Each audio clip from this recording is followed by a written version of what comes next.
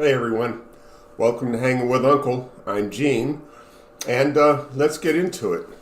So, today I want to talk about not only the protests that are going on, but the similarities between what's happening today in 2025 and what was happening in early 1930s Germany.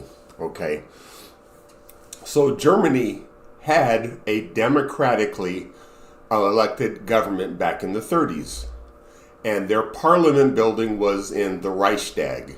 Okay, and when Hitler was elected chancellor, he found it hard to get anything done because it was so hard to have a majority in parliament to get the things done that he wanted. So, how he gained total power was setting the Reichstag on fire. You know, he had his goons go and burn the building down and then declared a national emergency because the country was under attack because one of its government buildings was destroyed. And so, equivalent to martial law was established, the government constitution was suspended, and fascism rose to power. That's what happened. Now look at what's happening here in the United States. The Tangerine Terror wants to have a military parade in his honor. Personally, I think that money could be spent for a lot better things like child tax credits or shoring up Social Security and Medicare or improving our educational system. The list goes on. Leave your whatever you think the money would be better spent for. Please leave it in the comments section. And right now, there are a lot of protests happening all across the country over his immigration policies and illegally rounding people up without due process and shipping them out of the country. That totally violates our Constitution. And he's even doing it to people that are here legally. So now, because of all this nastiness that's going on, not just with immigration, but all of his tariff policies that he's falling on his face on, everything he's trying to do is being met with massive resistance.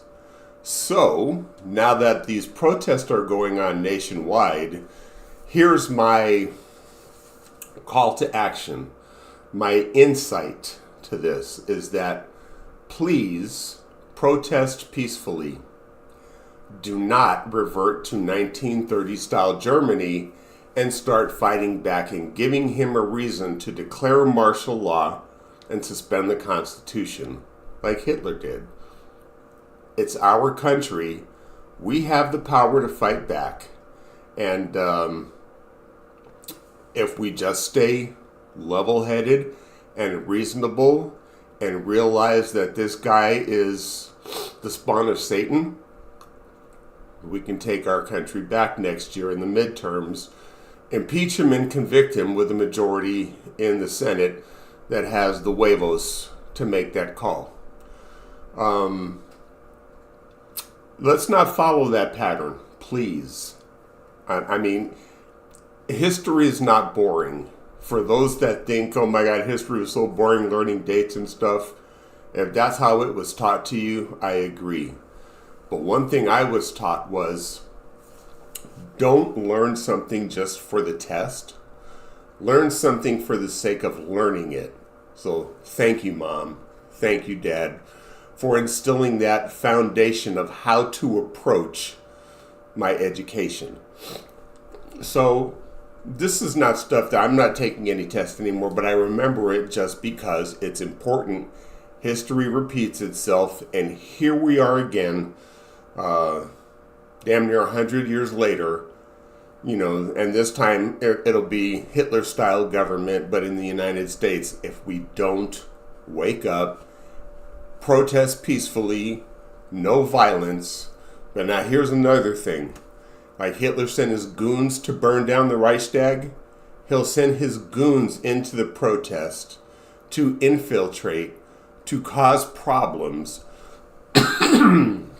And you'll probably see them with masks on their face saying in case they start tear gassing or something, trying to make it believable when they're just hiding their identity. But with everyone out there, the millions of people across this country protesting, I'm sure 90+% of you have cell phones. Record everything that is going on. The truth is on our side, and it is an absolute defense. So once again, if you want the truth and you want to know what's going on, don't listen to an organization that paid $750 million for telling lies to the American people. And yes, I'm talking about you, Fox. And they haven't changed their ways because they still have the same people on the air promoting the lies that got them in a lawsuit in the first place, where they had to pay that much money. So again, use common sense, critical thinking. Don't pick your political ideals by a party. Pick them by what you think is right, because I wanted my kids to have a good education. I'm sure you do too. There's common ground for us to come together and say, how can we improve the educational system for our children? But if we look at it through a Democratic versus Republican lens, nothing will happen. They employ the strategy of divide and conquer, and they win while we're fighting amongst each other, and they're laughing all the way to the bank. So that's my message for today. And again, just pay attention, please. Hit that subscribe button if you like this information. Don't forget to click the thumbs up and hit that like button, and turn on the notification bell so when new information comes out, you'll be able to receive it quickly. So I'm Gene. Thank you for hanging with Uncle, and I'll see you tomorrow, unless something important happens between now and then. Bye.